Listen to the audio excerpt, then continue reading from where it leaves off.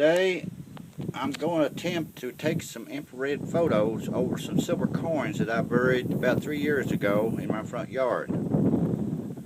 They're buried 6 foot due east from a lilac bush, and I've marked them with a yellow tent stake. Sometimes you can take these infrared pictures and you can get some orbs. Sometimes you don't get anything, but we'll give her our best try. So in part 1, I'm going to be using a Cochrane P007 infrared filter. It's a glass filter. And I'm also going to be using a square resin filter from Cochrane. Then later I am going to use an Olympus 360L camera. This is an old camera, and it's been producing some real small white orbs, and we don't quite understand what they are yet, but they're always close to a test target that we have buried. So that being said, let me get the filters.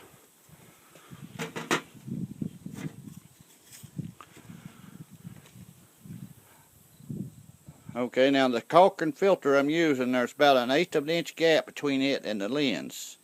It goes in a special holder that screws into the front of the camera. I'll be using a round glass filter first. The temperature is about 81 degrees. The time is 11:30 a.m. Now we'll walk out to where the coins are buried.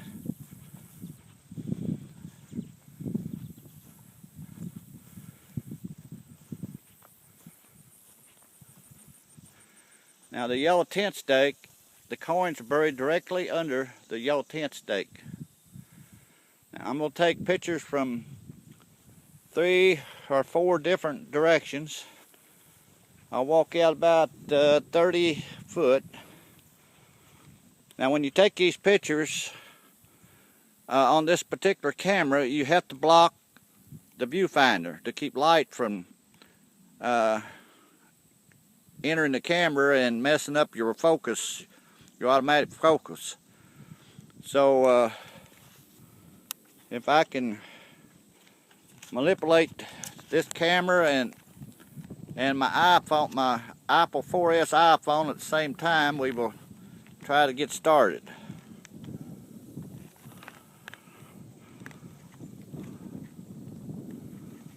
Oh, there's one other thing I forgot to explain. You've got to turn your flash completely off when you're taking infrared photos with this camera.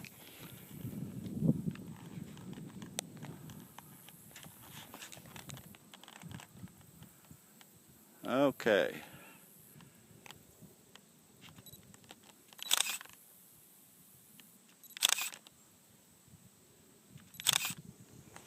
Now I normally take several pictures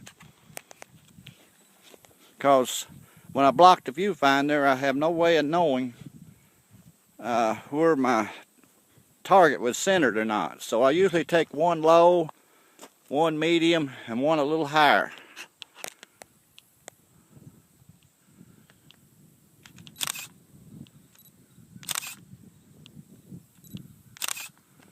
Okay, we'll move over about another 10, 12 feet, 15 feet, and we'll take another one.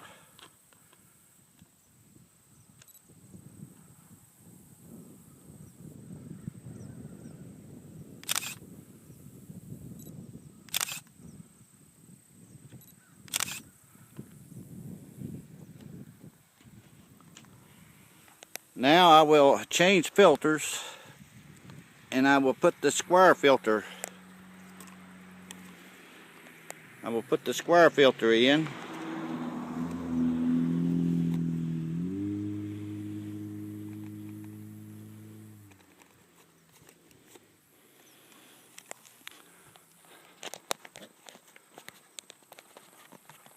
Alright, I'm going to repeat the same positions using the square filter.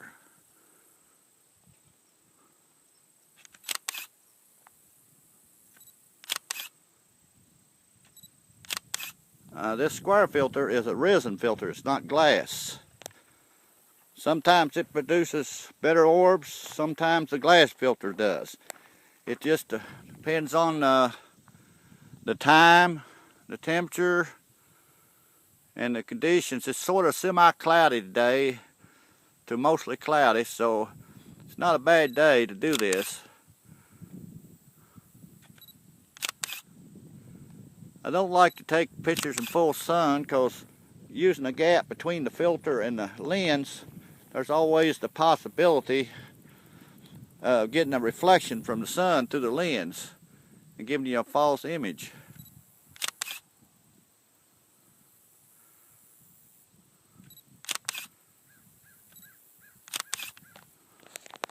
Okay, that concludes the pictures that I'm taking with this camera. I will get the Olympics camera. It's only about a 1.8 or 2 megapixel camera, and it's something new that we're experimenting with.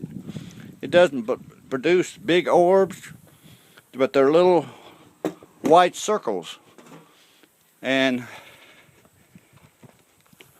they always seem to be close to where you have a target buried. Now with this camera, I'm not using any type filter whatsoever. I'm just taking photographs of it. Okay, we're about here in the first position.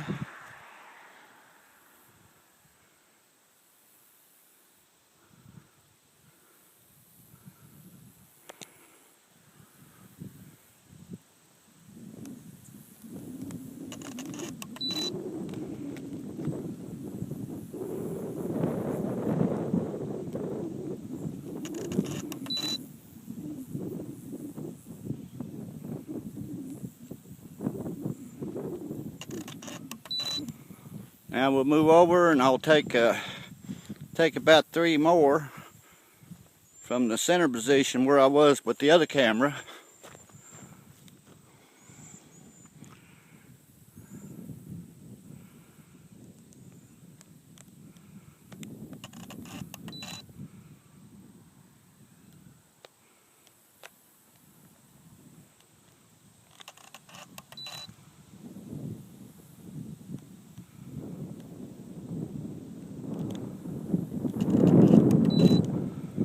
Okay, I'll move on over to the last position and take 3 more.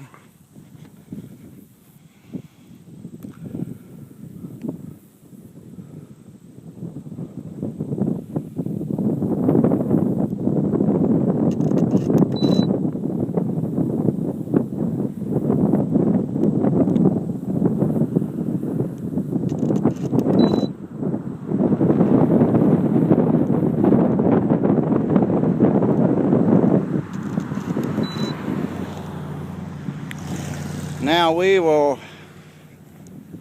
I will go to my desktop computer, and I use Adobe Photoshop 7, and these infrared photos will have to be enhanced because they're so dark you cannot make anything out unless you do enhance them in some way, some type of software.